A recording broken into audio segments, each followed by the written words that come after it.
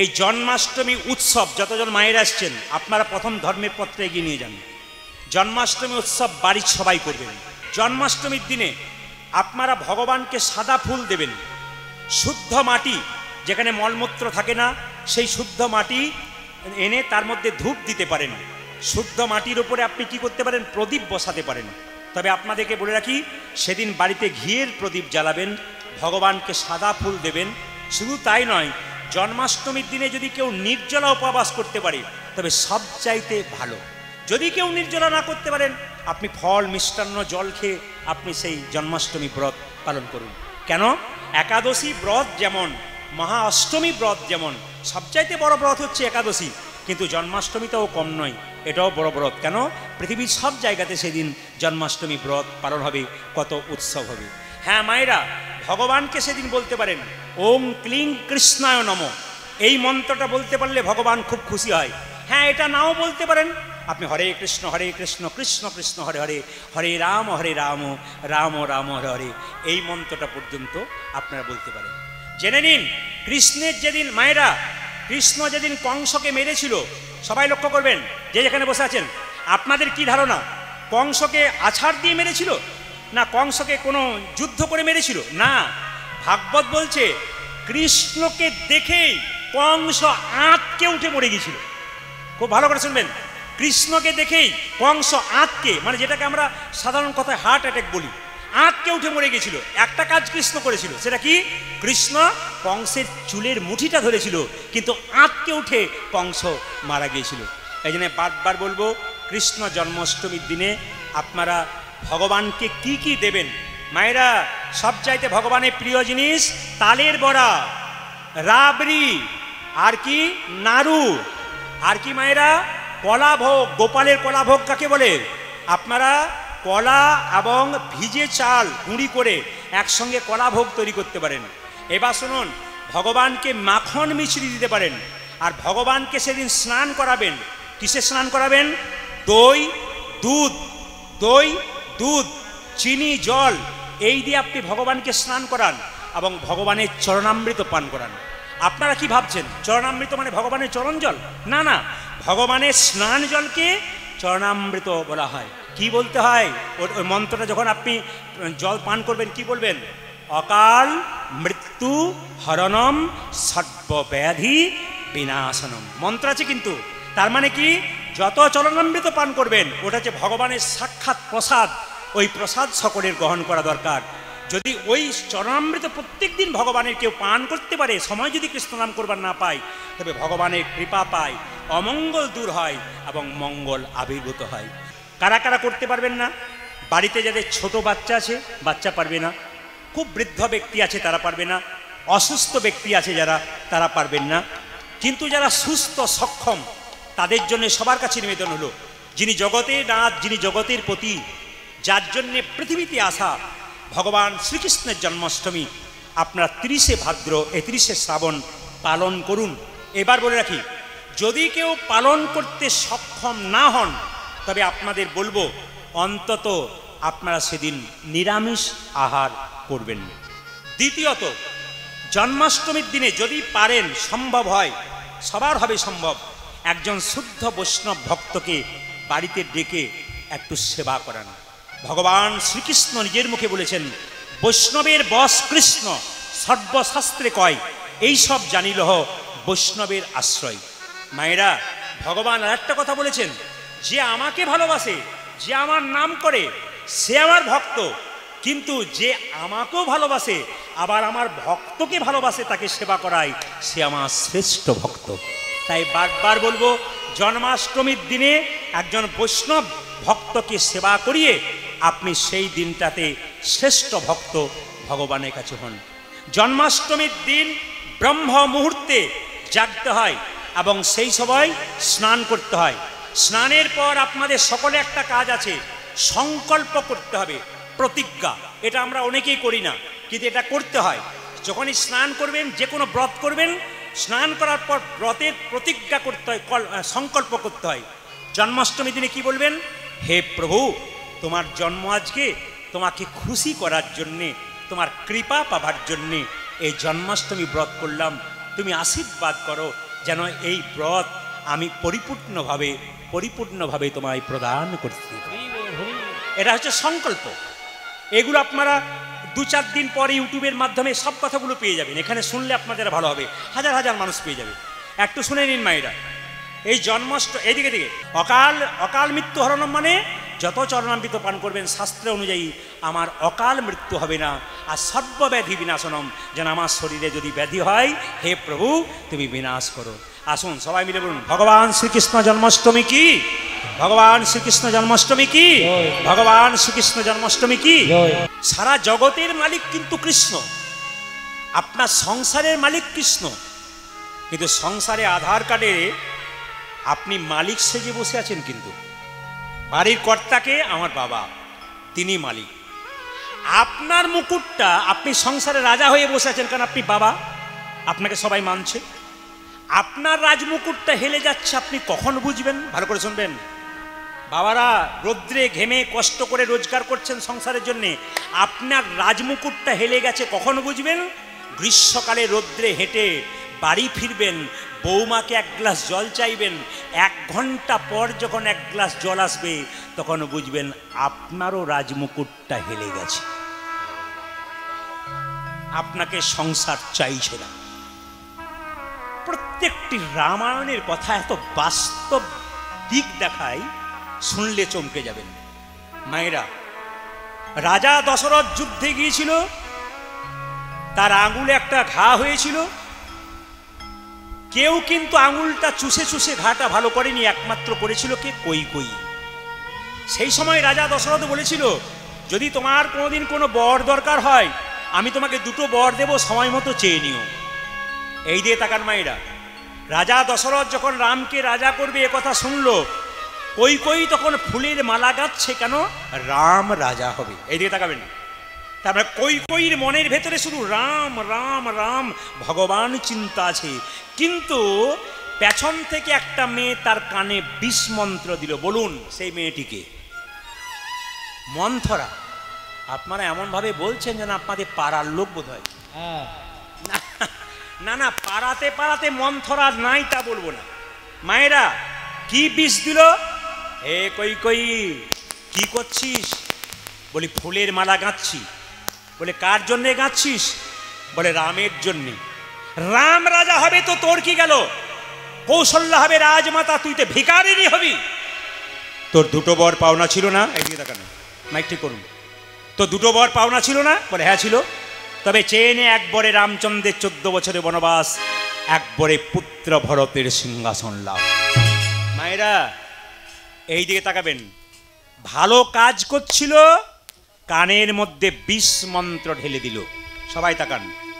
আপনি সংসারটাকে গুছিয়ে রেখেছেন খুব সুন্দরভাবে, শ্বশুর শাশুড়ি স্বামী সংসারকে সুন্দর পরিচালনা করছেন, পাশের ঘরে কিন্তু কুজি মন্ত্র আপনার কানে বিষ দেবার জন্য আসবে, আপনার সংসারটাকে ভাঙবার জন্য।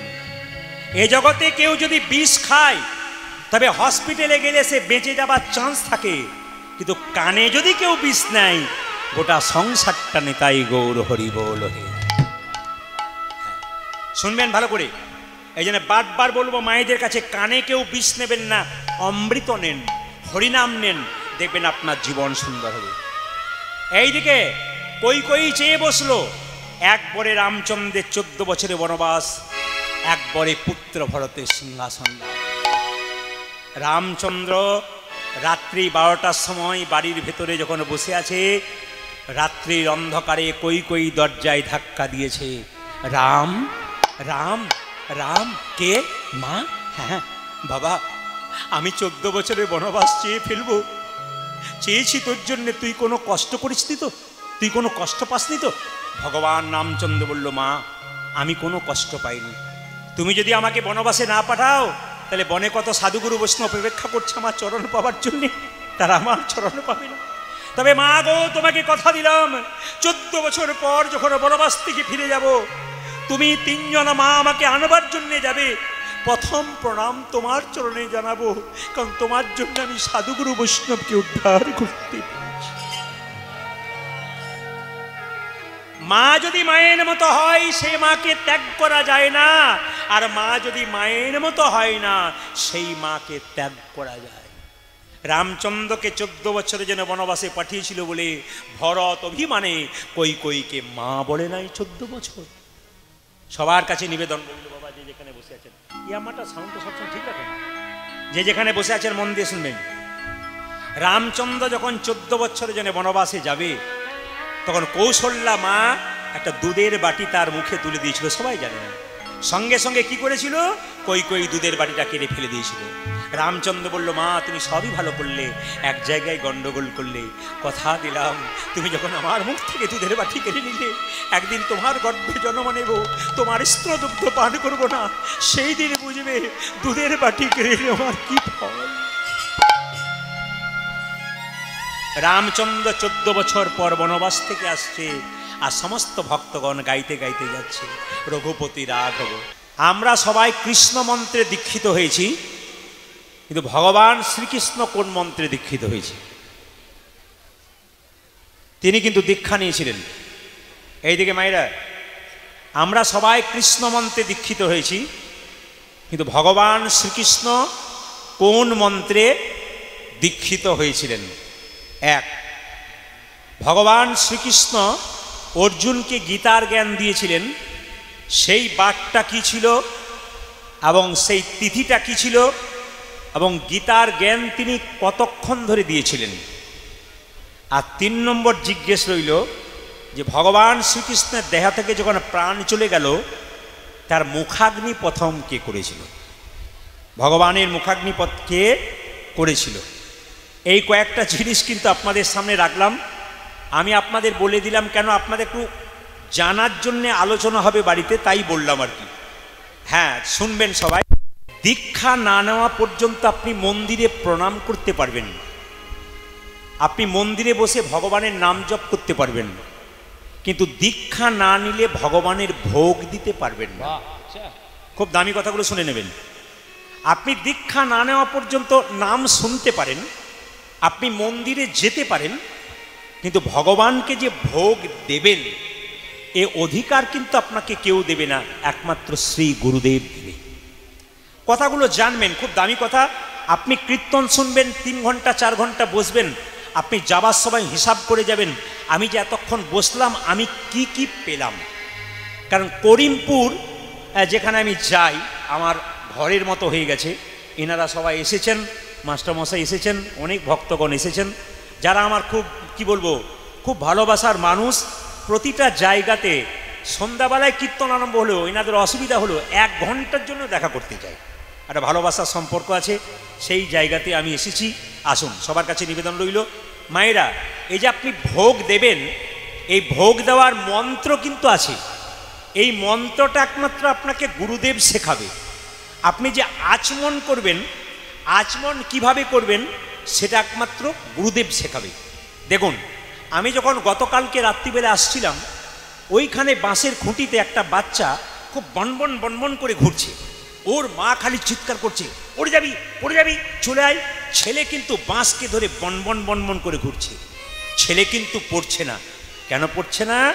ও বাঁশের খুঁটিটাকে আশ্রয় করেছে, ওর পড়ার ভয় কিন্তু থাকবে না।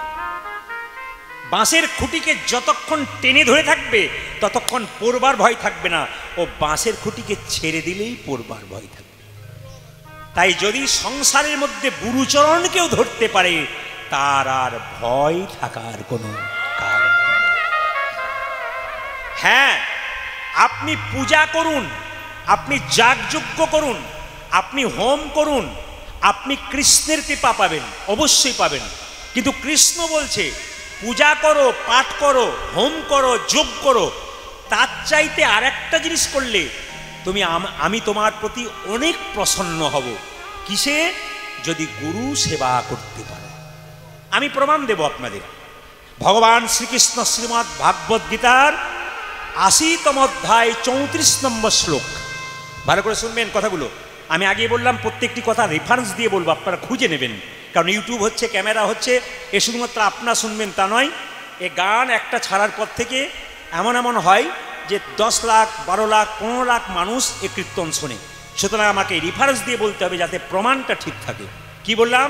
ভগবান শ্রীকৃষ্ণ শ্রীমদ্ ভাগবত গীতার ৮০তম অধ্যায় ৩৪তম অধ্যায়ে বলেছেন, ৩৪তম শ্লোকে বলেছেন যে যে আমার পূজা করে সে আমার ভক্ত, যে আমার হোম করে যজ্ঞ করে সে আমার ভক্ত, কিন্তু সে আমার আরো বড় ভক্ত যদি গুরুর প্রতি সে প্রসন্ন, গুরু ভক্তি রাখতে।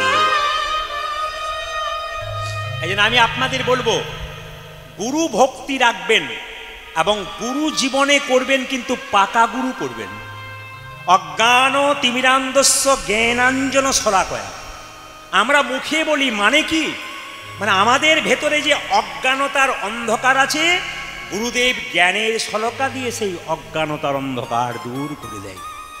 কত সুন্দর মানে আছে দেখুন, বলে দিই কিন্তু মানে বুঝি না।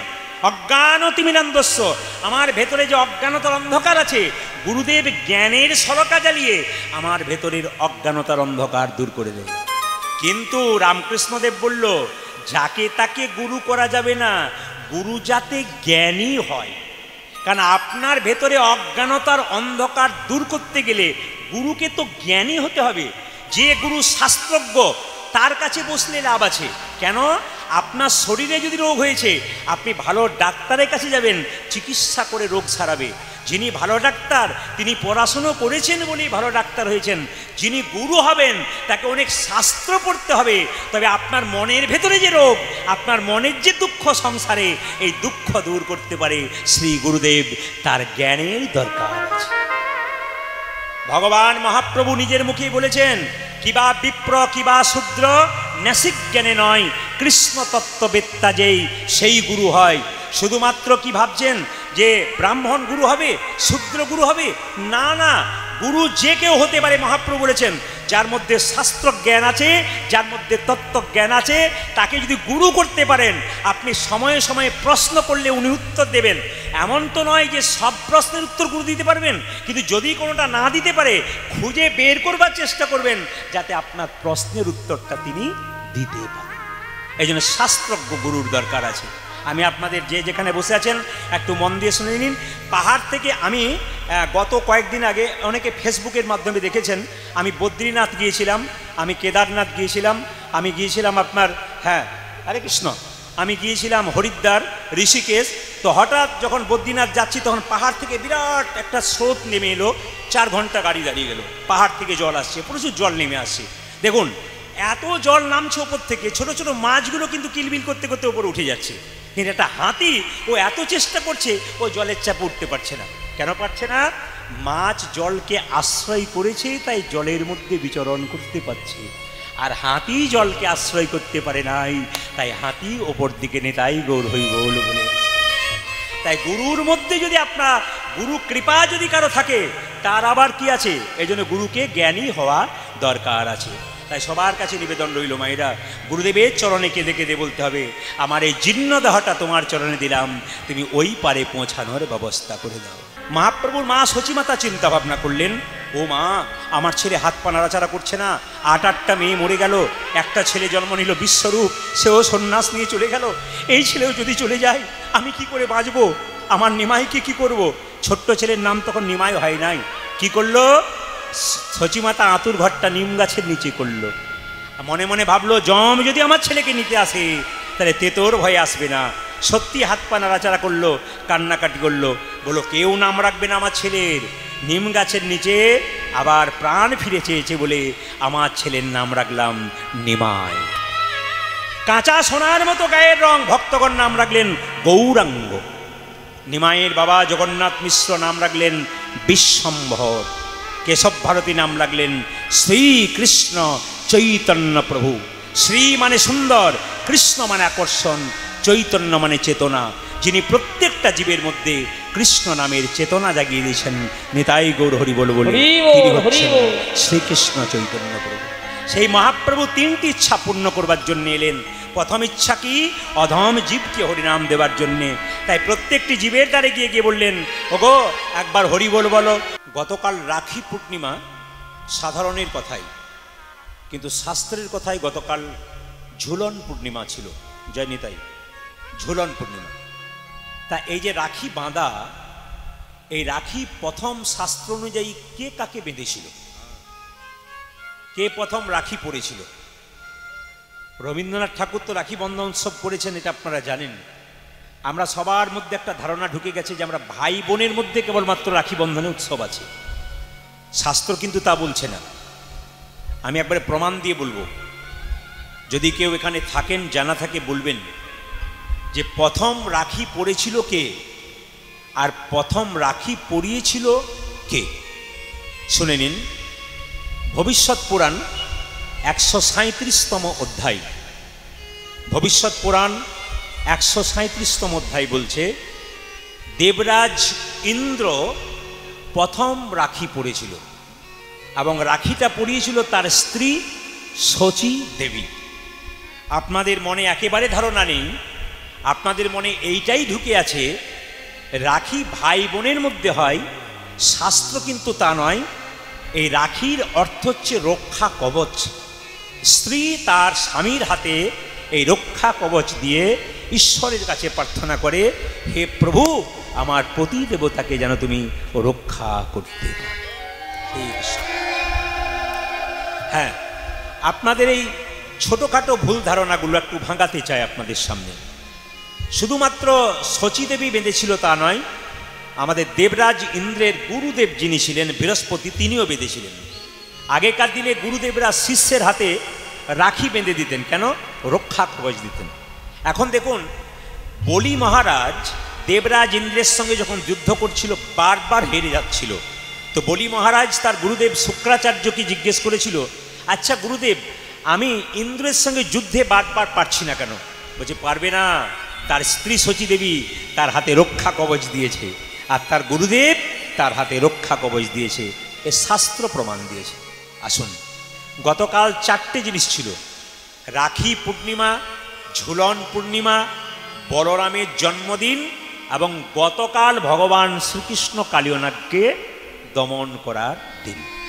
বিশেষ মাহাত্ম কিন্তু, যেমন দেখবেন বৈশাখ মাসের পূর্ণিমাকে বলা হয় বুদ্ধ পূর্ণিমা, জ্যৈষ্ঠ মাসের পূর্ণিমাকে বলা হয় স্নান যাত্রার পূর্ণিমা, আবার আষাঢ় মাসের পূর্ণিমাকে বলা হয় গুরু পূর্ণিমা, সেরকম শ্রাবণ মাসের শ্রাবণী পূর্ণিমাকে বলা হয় ঝুলন পূর্ণিমা বা রাখি পূর্ণিমা। একটা সুন্দর সময় আপনারা এসেছেন, সুন্দর মুহূর্তে এসেছেন, এই পবিত্রতা বন্ধন করতে রাখতে চাই। আর একটা কথা বলতে চাই, হিন্দু জাতি হয়ে হিন্দু সনাতন ধর্মকে রক্ষা করুন। আমি আপনাদের বলতে চাই, নিজের ধর্মের সম্পর্কে কোনো সমালোচনা করবেন না, নিজের ধর্মের সম্পর্কে বিরূপ কথা বলবেন না, নিজের সাধুগুরু বৈষ্ণবকে অপমান করবেন না। যদি আপনারা সাধুগুরু বৈষ্ণবকে অপমান করবেন তবে অন্যরা তো সুযোগ পেয়ে যাবে। তাই বারবার বলবো, নিজ ধর্মকে রক্ষা করুন, অন্যান্য ধর্মকে সম্মান দিন, কারণ সব ধর্ম সমান, কোনো ধর্ম ছোট নয়, কোনো ধর্ম বড় নয়। কিন্তু নিজে কোনো দিন নিজের ধর্মকে অপমান করবেন না, আপনার নিজের ধর্মীয় ব্যক্তিকে কোনো দিন অপমান করবেন না। সম্মান রাখুন, সনাতন ধর্মকে বাঁচান। নিতাই গৌর হরি হরি হরি। বোঝে ভাবে তারাই তো বোঝে গো, ভাবে তারাই তো বোঝে গো, তারাই তো বোঝে গো, তারাই তো বোঝে গো। গৌর বলে কাঁদতে জানে, তারাই তো বোঝে। যে জানি গৌর বলে কাঁদিতে জানে, ভাবি তারাই তো বোঝে গো। গৌর চরণে মন সপেছে, তারাই তো নিতাই গৌর হরি। গৌর চরণে ছুটি দিলাম, ভাবি তারাই তো বোঝে গো। গৌর বলে কাঁদতে জানে, তারাই তো বোঝে। যে গৌর বলে কাঁদিতে জানে, তারাই তো বোঝে গো। বয়ার আনে জানে না, তারাই তো বোঝে রে।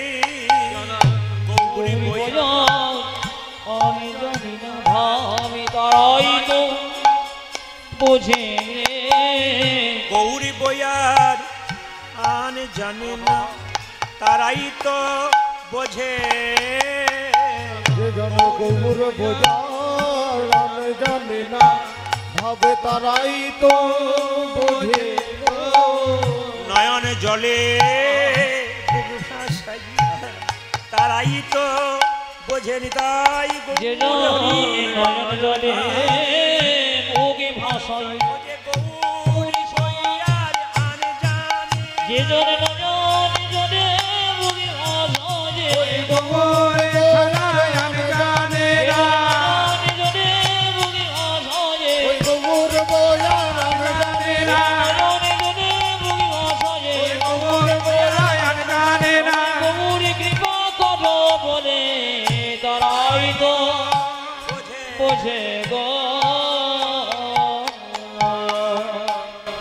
ভগবানের ভাব কিন্তু সবাই বোঝে না। এইদিকে তাকাবেন, ভগবানের ভাব কিন্তু সবাই বোঝে না। যেজন ভাবুক সেজন ভাব বুঝতে পারে। কীর্তন শুনতে গেলে নিজেকে ভাবুক হতে হবে। যদি ভাবুক হতে পারেন তাহলে ভগবানের ভাব বুঝতে পারবেন। এক ট্রাক বালিতে যদি এক হাত চিনি ছুঁড়ে দেওয়া যায় আর চিনি আর বালি যদি একসঙ্গে মিশিয়ে দেওয়া যায়, তবে চিনিকে কি কেউ পারে চিনিতে এক ট্রাক বালিতে? মহাজনের কথা। এক ট্রাক বালিতে যদি এক হাত চিনি ছুঁড়ে দেওয়া যায় আর চিনি আর বালি যদি একসঙ্গে মিশিয়ে দেওয়া যায়, তবে চিনিকে কি কেউ পারে চিনিতে এক ট্রাক বালিতে?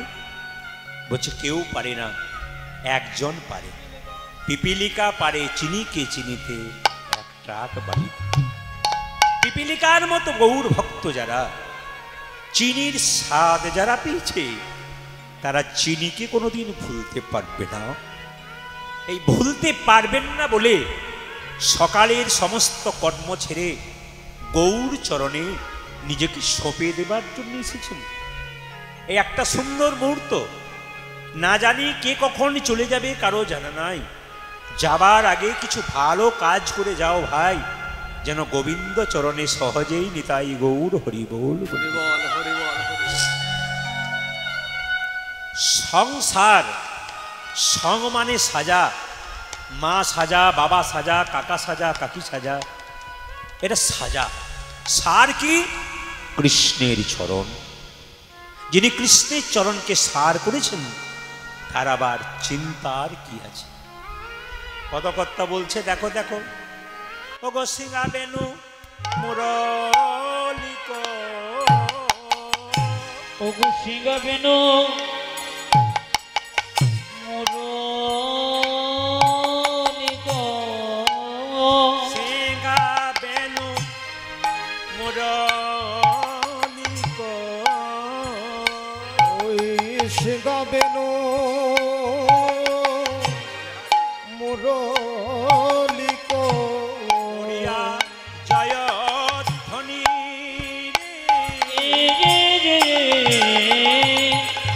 ও গো সিংহা বেনু মুরলিক, সিংহা বেনু মুরলিক,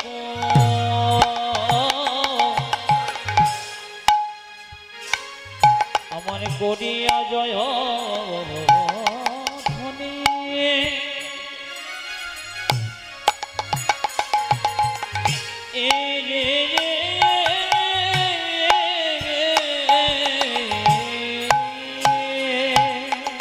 হই হই ও গো হই হই হই ও যে হই রবে গোরা বলি গৌর ও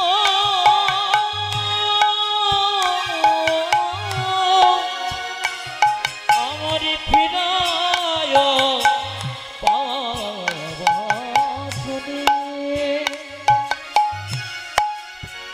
আমার গৌর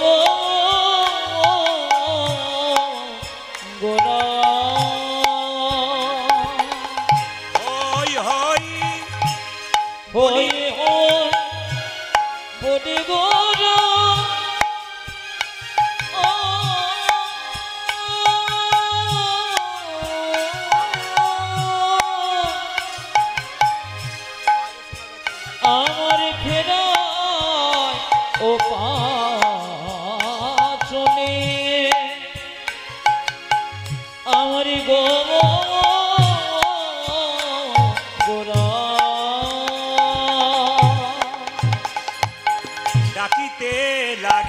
লাগে ফিরাইতে লাগিল ফিরাইতে লাগলো ওই ফিরাইতে লাগিল ওরে হই হই রবে গোড়া ফিরাইতে লাগলো ওরে হই হই রবি গোড়া ফিরাইতে লাগে হই হই রবে গোড়া ফিরাইতে লাগলো ওরে হই হই রবি গোড়া ফিরাইতে লাগে শ্যামলি ধবলি বলি ফিরাইতে লাগলো লাগে শ্যামলি ধবলি বলি ফিরাইতে লাগে শ্যামলি ধবলি বলি ফিরাইতে লাগলো শ্যামলি ধবলি বলি ফিরাইতে লাগে আই শ্যামলি আই ধবলি ফিরাইতে লাগলো তাকে আই শ্যামলি আই ধবলি ফিরাইতে লাগে আই শ্যামলি আই ধবলি ফিরাইতে লাগলো তাকে আইসা বলি আই ধবলি আমার গৌর হরি হরি আই শ্যামলি আই ধবলি আমার গৌর হরি হরি আই শ্যামলি আই ধবলি আমার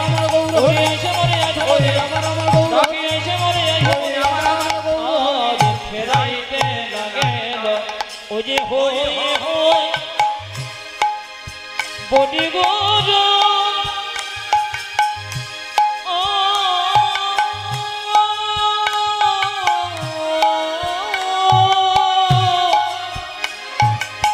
আমার ফেরায় ও পারাছনে এ রে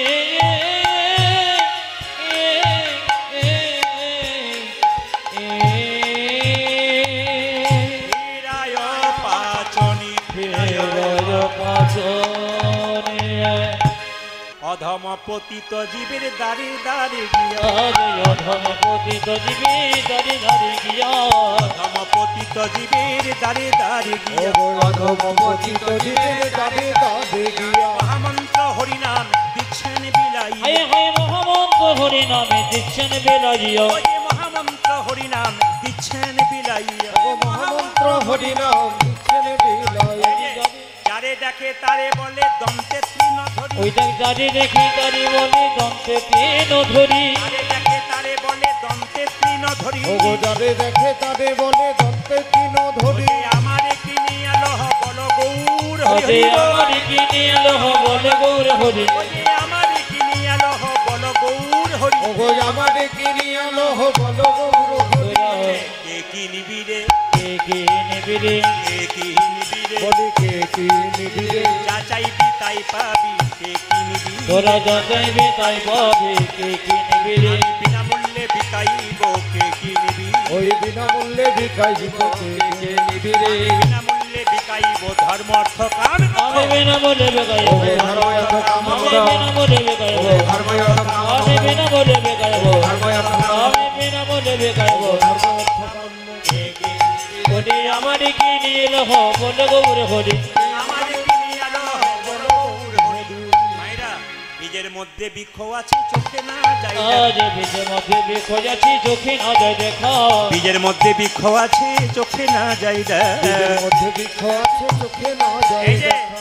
নামের মধ্যে নামি আছে হৃদয় পটে আজ নামের মধ্যে নামে আছে হৃদয় মধ্যে আঁকা নামের মধ্যে নামি আছে হৃদয় পটে ও গো নামের মধ্যে নাবি আছে হৃদয় পটে সেই নামে সেই কৃষ্ণ ভজন নিষ্ঠা করি আজ যে নামে সেই কৃষ্ণ ভজন নিষ্ঠা করে সেই নামে সেই কৃষ্ণ ভজন নিষ্ঠা করি ও গো যে নামে সেই কৃষ্ণ ভজন নিষ্ঠা করি। এই নামের সহিত আছেন আপনি শ্রীহরি আজ নামের সহিত আছে যাপন সে হরি এই নামের সহিত আছে আপনি শ্রীহরি ও গো নামের সহিত আছে আপনি আর একটা শ্রীহরি। কথা বললেন এক কৃষ্ণ নামে দেখো যত পাপ হরে আজ এক কৃষ্ণ নামে দেখো যত পাপ হরে এক কৃষ্ণ নামে দেখো যত পাপ হরে ও গো এক কৃষ্ণ নামে দেখো যত পাপ হরে হরে পাপীর সাধ্য নাই তত পাপে করে আজ পাপীর সাধ্য নাই তত পাপ করে হরে পাপীর সাধ্য নাই তত পাপে করে ও পাপী যে সাধ্য নাই তত পাপ করে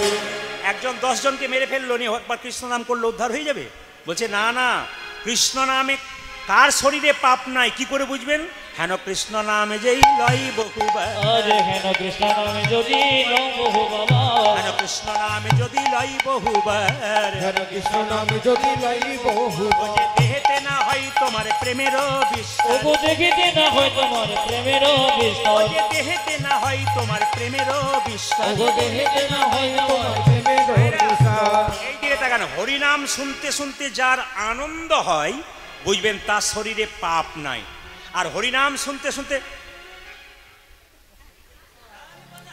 বুঝবেন প্রচন্ড পাপ এখন ভরভর করছে ভেতরে।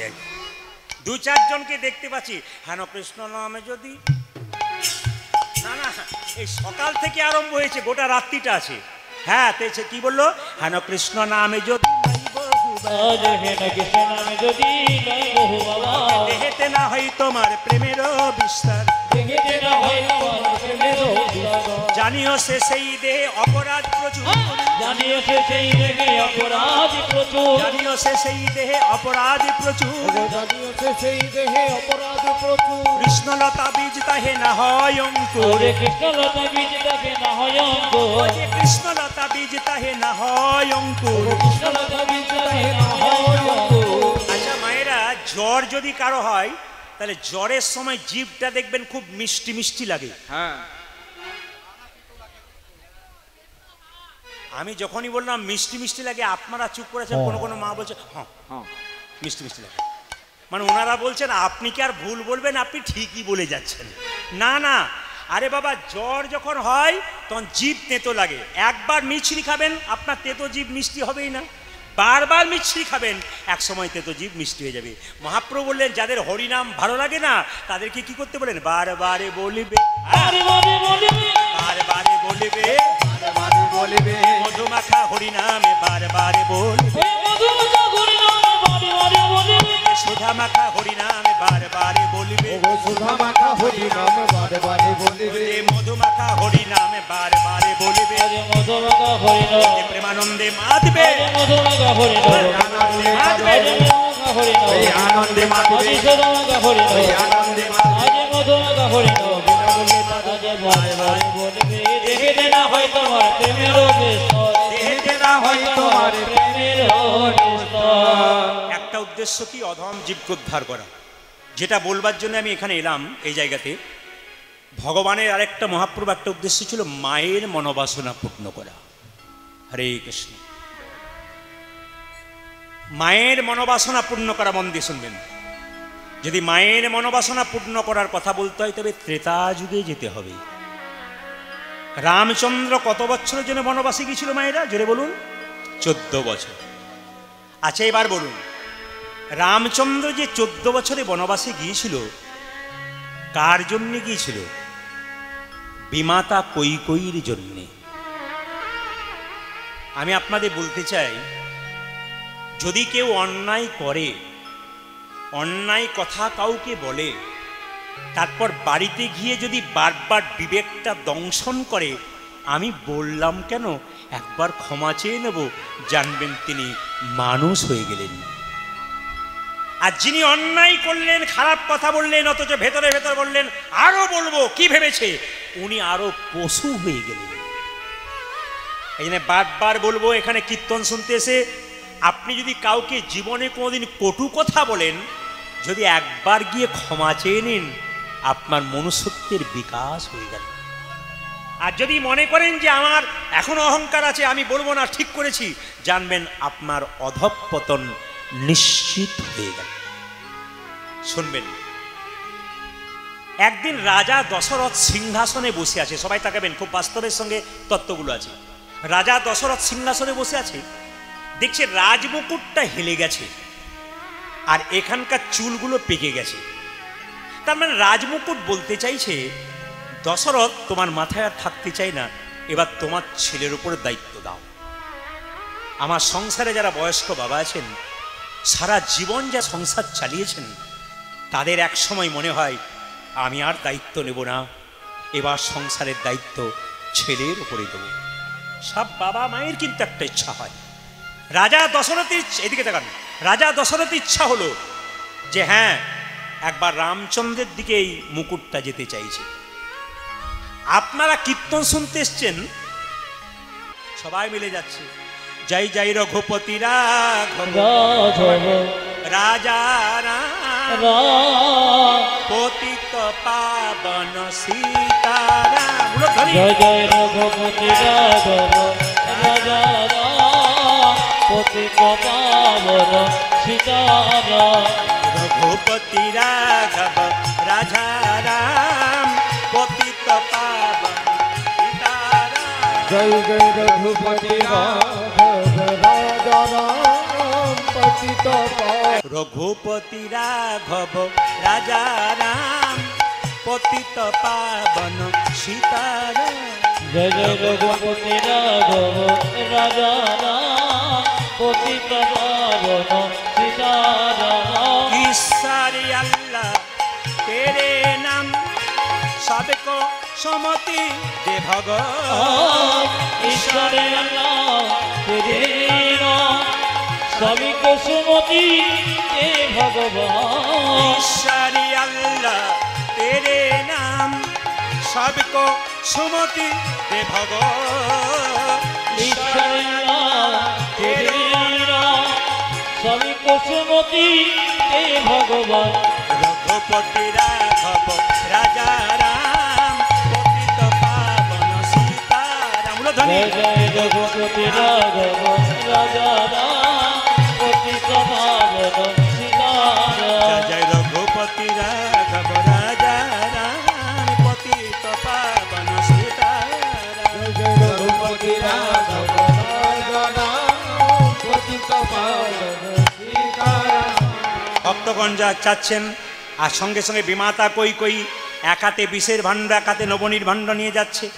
ওরে রাম, তুই যদি আমায় মা বলে ডাকিস আমি নবনীর ভাণ্ডটা তোর মুখে তুলে দেবো, আর যদি মা বলে না ডাকিস তবে বিষের ভাণ্ডটা আমার মুখে তুলে দিয়ে প্রাণ বিসর্জন করব। দেখুন বিমাতা কই কই আমার আক্ষেপ কি বলছেন। ওরে রাম, তুই যদি আমাকে মা বলে ডাকিস 14 বছর বনবাস থেকে ফেরার সময় আমি নবনীর ভাণ্ড তোর মুখে তুলে দেবো, আর যদি না মা বলিস আমি তোকে কি করব, আমি বিষ খেয়ে সেখানে প্রাণ ত্যাগ করব। কেঁদে কেঁদে বিমাতা কই কই বলছে, একবার আমায় মা বলে ডাক, আমার নারী জনম ধন্য নিতাই হরি বল হরি বল। একবার নয় মা বলে ডাক নারী জন ধন্য হবে। একবার আমায় মা বলে ডাক, নারী জনম ধন্য মা বলে ডাক নারী জনম ধন্য হবে। মামা বলে ডাক রে একবার। হরি ও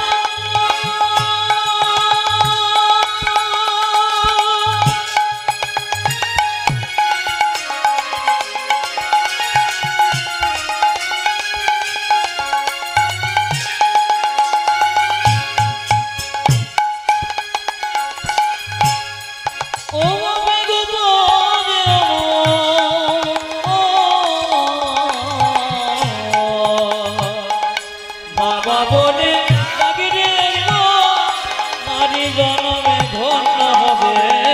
একবার আমায় মা বলে ডাক, নারী জনম ধন্য হবে। একবার আমার মা বলে ডাক নারী জনমে ধন্য হবে। সবাই মেয়ে টুলু ধুই দিন, নিতাই গৌর হরি হরি। জায়গাটি লক্ষ্য করুন, রামচন্দ্রের মা বিমাতা কই কই চলে যাচ্ছে বিষের ভাণ্ড নবনীর ভাণ্ড নিয়ে। রামচন্দ্র মনে মনে ভাবছে, মা গো তুমি কেমন আছো। এই বলে যেই না বিমাতা কই কইকে জড়ি ধরেছে, বিমাতা কই কই কেঁদে কেঁদে বলে, মা গো তুমি আমার মা। বিমাতা কই কই যেই না রামচন্দ্রকে বলেছে, ওরে রাম তুই আমায় মা বলে ডাকলি, কথা দে তোর যখন অভিমান নেই আমার গর্ভে জনমনি আমার স্তন দুগ্ধ পান করে আমার মনোবাসনা পূর্ণ করবি। ভগবান রামচন্দ্র কথা দিল, মা গো আগামী দাপরে কংসের কারাগারে কৃষ্ণ হব আমি, তুমি হবে দৈবকী, তোমার গর্ভে জন্ম নেব কিন্তু তোমার স্তন দুগ্ধ পান করব না। মায়েরা এখানে একটা দারুণ কথা আছে কিন্তু, এই যে চিরের মালসা ভোগগুলো আপনারা নিচ্ছেন, যে মাটি থেকে মালসা তৈরি প্রথম তৈরি হয়েছিল তার কথাটা আপনাদের বলে দিই। দেখুন একটা মেয়ে বাচ্চা জন্ম দেবার পরে যদি বাচ্চা মরে যায় বা বাচ্চা কেউ নিয়ে চলে যায়, তবে মায়ের দুগ্ধ দেখবেন আপনা আপনি ঝরে পড়ে। হরে কৃষ্ণ, মায়েরা জানতে পারবেন একটা মায়ের বাচ্চা হবার পর যদি বাচ্চা কেউ কেড়ে নেয় বা বাচ্চা মরে যায়, হরে কৃষ্ণ,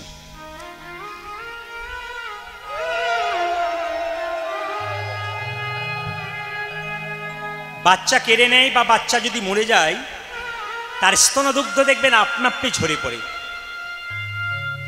দৈবকীর গর্ভে কৃষ্ণ জন্ম নেবার পর যখন চলে গেছে, তখন দৈবকী বারবার কাঁদছে, তুই আমায় কথা দিয়েছিলি তুই আমার গর্ভে জন্ম নিবি, তুই আমার স্তনদুগ্ধ পান করতে পারলি না বাবা, এই যে আমার স্তনদুগ্ধ মাটিতে পড়ছে, এই দুগ্ধটার কি হবে? মাগো কথা দিলাম, যে দুগ্ধটা তোমার ওই মাটিতে পড়ছে, ওই মাটি থেকে কলিযুগে চিরের মালসার মাটি তৈরি হবে। সবাই শুনে, কথা দিলাম মা, আগামী দাপরে কংসের কারাগারে কৃষ্ণ হব, তুমি হবে দৈবকী, তোমার গর্ভে জন্ম নেব, কিন্তু তোমার স্তনদুগ্ধ পান করব না। তবে তোমার গর্ভে জন্ম নিয়ে তোমার স্তনদুগ্ধ পান করব কোন দিন? যেদিন নদিয়ায় গৌরাঙ্গ হব, নদিয়ায় গৌরাঙ্গ হব, নদিয়ায় গৌরাঙ্গ, যেদিন নদিয়ায় গৌরাঙ্গ হব, আচরি ধর্ম শিখাইব, নদিয়ায় গৌরাঙ্গ, আমি আচরি ধর্ম শিখাইব, নদিয়ায় গৌরাঙ্গ হব। হরি বলিব আর বলাইব, নদিয়ায় গৌরাঙ্গ, হরি বল বলাইব, নদিয়ায় গৌরাঙ্গ, হরি বলিব আর বলাইব, হরি হরি হরি বলে বল বলাইব, হরি হরি হরি বলে বল বয়ার বলাইব, হরি হরি হরি বলে বল বয়ার বলাইব, যেদিন নদিয়ায় গৌরাঙ্গ হব। দাদা নিকে বলেছিল সেই দিন তোমার মনোবাসনা পূর্ণ করব, সেদিনে মাথায় কি বাঁধবো জানো মা? আহা, সেদিন মাথায় বাঁধব নামা বলি, কাঁধে নেব ভিক্ষার ঝুলি,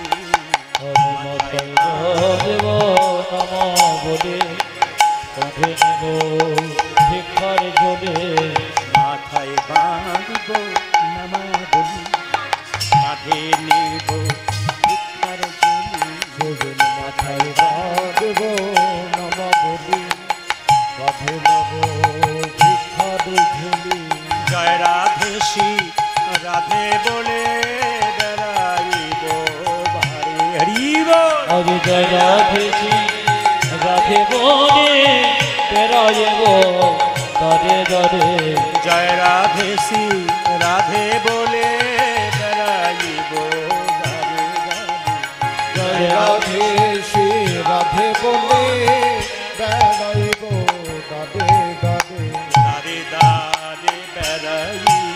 আমি দরে দরে বেড়াইব। তবে কিছু মনে করবেন না, এতজন কীর্তন শুনতে এসছেন, আমাকে ফোনে মাঝে মাঝে কিছু কথা শুনতে হয় অনেক ভক্তের কাছে। কি শুনতে হয়? দাদা আপনার কীর্তনে ঘন্টার পর ঘন্টা দেখি খালি কথাই চলছে, কীর্তন কই? এ কথা শুনতে হয়। আজকে ভুলটা ভাঙিয়ে দিয়ে যাই। আপনার সবাই জানেন লীলা ধরে আমি গান করি, কিন্তু ক্যামেরা যারা করে তারা কিন্তু ছোট ছোট কথাগুলোকে ঘন্টার পর ঘন্টা তুলে দেবে, একটাও গান দেবে না। এতে যারা বাইরের অনেক আছে, যারা আমার কোনোদিন গান শোনেনি, তারা বলে মোবাইলে তো খালি আপনার কথাই শুনতে পাই, গান কেন দেবে? তবে তো এটা আপনারা জানেন, যেখানে আমি কীর্তন গান করি পদাবলীর মাধ্যমে করি, কারণ আমার ছোট থেকে ওই নিয়ে শিক্ষা। সুতরাং ওইগুলো গানগুলো সব ক্যামেরাম্যানের কাছে আমার নিবেদন রইল, আপনারা গানগুলো শোনান। কেন? ওগুলো শুনলে মানুষের আরও আনন্দ হয়, শুধু কথা শুনলে হবে না। আমি দাঁড়ে দাঁড়ে বেড়াই, আমি দরে দরে বেড়াইব, দাঁড়ে দাঁড়ে বেড়াই, দাদে দাদে বেড়াইব, জয় রাধে শ্রী রাধে বলে দাঁড়ে দাঁড়ে বেড়াই। ওগো জয় রাধে শ্রী রাধে বলে দরে দরে বেড়াইব, জয় রাধে শ্রী রাধে বলে দাঁড়ে দাঁড়ে বেড়াই। জয় রাধে শ্রী রাধে বলে, জয় রাধে ওগো রাধে না তোরা বল, ওগো জয় রাধে শ্রী রাধে বলে, ওগো রাধে না তোরা বল, আমি দরে দরে বেড়াইব, জয় রাধে শ্রী রাধে বলে বেড়াইব দারে দারে জয় রাধে শ্রী রাধে বলে বেড়াইব দারে দারে। সবাই মিলে বলুন গৌরাঙ্গ মহাপ্রভু কি, গৌরাঙ্গ মহাপ্রভু কি। গৌরচন্দ্রিকা শেষ করবার আগে এক ভক্তের একটা আবেদন ছিল, সে আবেদনটা একটু জানিয়ে দিই। উনি আমাকে গিয়ে বাঁসাতে বললেন, বাবা আগামী 30শে শ্রাবণ জন্মাষ্টমী আসছে, একটু জন্মাষ্টমীর নিয়ম কানুন জন্মাষ্টমী সম্পর্কে একটু বলে দেবেন। তো ওনার অনেক মনের বাসনা, দুবার তিনবার আমার কাছে গেছেন, বারবার বলেছেন। বললাম দেখুন সময় তো কম থাকে। উনি বললেন বলবেন, সবার কাজে লাগবে, আপনার অনুমতি দিলে আমি একটু বলে দিই। হরে কৃষ্ণ। বলুন ভগবান শ্রীকৃষ্ণ জন্মাষ্টমী কি। আচ্ছা মায়েরা, ভাদ্র মাসের কৃষ্ণ অষ্টমী তিথিতে ভগবান শ্রীকৃষ্ণের জন্ম হয়, কিন্তু এবছর জন্মাষ্টমী কখন? 30শে ভাদ্র। একটু শুনে নেবেন, 30শে ভাদ্র। আচ্ছা নক্ষত্র 30শে শ্রাবণ। হ্যাঁ হ্যাঁ, ভাদ্র ভাদ্র বলে অভ্যাস তো সারা বছর, এবছর শ্রাবণে পড়ে গেছে, ওই খালি ওই ভাদ্রে চলে আসছে। একটু ছোট করে বলে দিলাম, যে যেখানে বসে আছেন একটু আসুন, আমরা কি করব, একটু হাত তুলে গাইব। কি গাইব? ভজ গৌরাঙ্গ লহ গৌরাঙ্গ জপ গৌরাঙ্গের নাম রে। আজ ভজ গৌরাঙ্গ লহ গৌরাঙ্গ জপ গৌরাঙ্গে নাম রে। ভজ গৌরাঙ্গ লহ গৌরাঙ্গ জপ গৌরাঙ্গের নাম। সবাই বলুন ভজ গৌরাঙ্গ জপ গৌরাঙ্গ লহ গৌরাঙ্গের নাম রে। যার হাত আছে তিনি তালি দেবেন, যার নাই তার দেবার দরকার নাই। ভগবান যাকে হাত দিয়েছেন, মহাপ্রভু কীর্তন করতেন হাততালি দিয়ে উচ্চস্বরে। আপনাদের উচ্চস্বরে না করে হাতে অন্তত তালি দিন। ক্যামেরা হচ্ছে, গোটা পৃথিবীর মানুষ যারা সনাতন ধর্মের আছেন, অন্য ধর্মের আছেন, তারা দেখতে পারবে যে নদিয়ার মাটিতে মানুষ ভক্তগণ কী সুন্দর হাততালি দিচ্ছে। কারণ আমি তো প্রত্যেক জেলায় জেলায় যাই, ভক্তরা সবাই আনন্দে করতালি দেয়। আজকে আপনারা করতালি দিন, সবাই হাত তুলুন। ভজ গৌরাঙ্গ লহ গৌরাঙ্গ জপ গৌরাঙ্গের নাম রে। উলধ্বনি। আজ ভজ গৌরাঙ্গ লহ গৌরাঙ্গ জপ গৌরাঙ্গে নাম রে। জানা গৌরাঙ্গ ভজে সে হয় আমার প্রাণ রে। নিতাই গৌর হরি। আজ যে জানা গৌরাঙ্গ ভজে সে হয় আমার প্রাণ রে। যে জানা গৌরাঙ্গ ভজে সে হয় আমার প্রাণ রে। যে গনা গৌরাঙ্গ ভজে সে ভয় আমার প্রাণ বলো, রে। ভজ গৌরাঙ্গ লহ গৌরাঙ্গ জপ গৌরাঙ্গের নাম। উলধ্বনি। আজ ভজ গৌরাঙ্গ লহ গৌরাঙ্গ জপ গৌরাঙ্গে নাম রে। ভজ গৌরাঙ্গ লহ গৌরাঙ্গ জপ গৌরাঙ্গের নাম। ভজ গৌরাঙ্গ লহ গৌরাঙ্গ লহ গৌরাঙ্গের নাম রে। ভজ গৌরাঙ্গ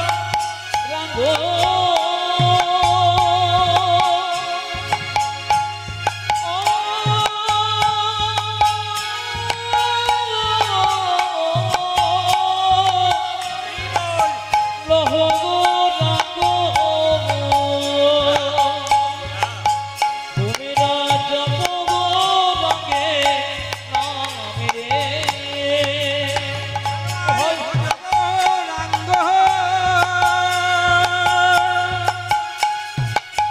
ও লহ গৌরাঙ্গ লহ গৌরাঙ্গের নাম রে। ভজ গৌরাঙ্গ লহ নিতাই গৌর হরি হরি। গৌরাঙ্গের নাম রে। ভজ গৌরাঙ্গ লহ গৌরাঙ্গ লহ গৌরাঙ্গের নাম রে। ভজ গৌরাঙ্গ লহ গৌরাঙ্গ জপ গৌরাঙ্গের নাম রে। ভজ গৌরাঙ্গ লহ গৌরাঙ্গ লহ গৌরাঙ্গের নাম রে। ভজ গৌরাঙ্গ লহ গৌরাঙ্গ জপ গৌরাঙ্গের নাম রে। বাসুদেব ঘোষে কহে মনের হরিষে মনের হরে বিষে বষ্টলীলা গোরাচা গোরচ করিলা করিল প্রকাশে ওরে করিল প্রকাশে রে ওরে গোষ্ঠ লীলা আজ করিলা প্রকাশরে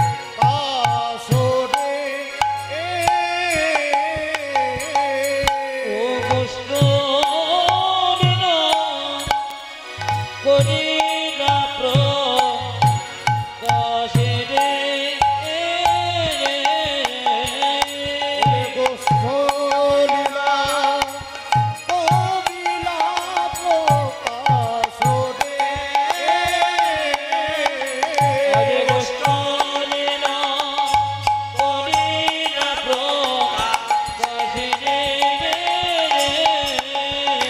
গোষ্ঠ লীলা করিলা প্রকাশরে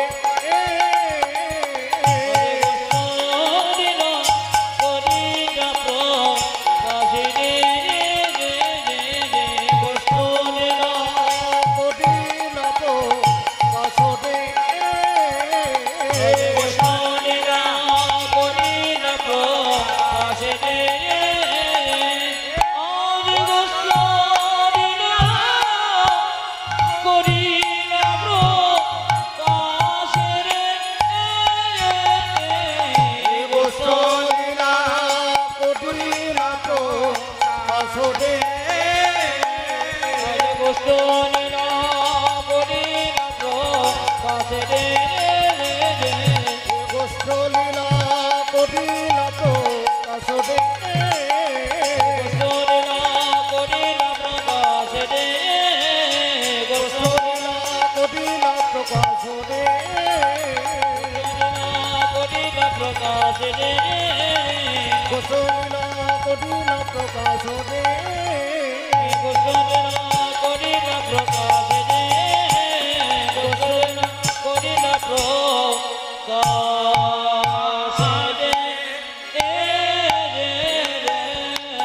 ও কষ্ট দিল গুরু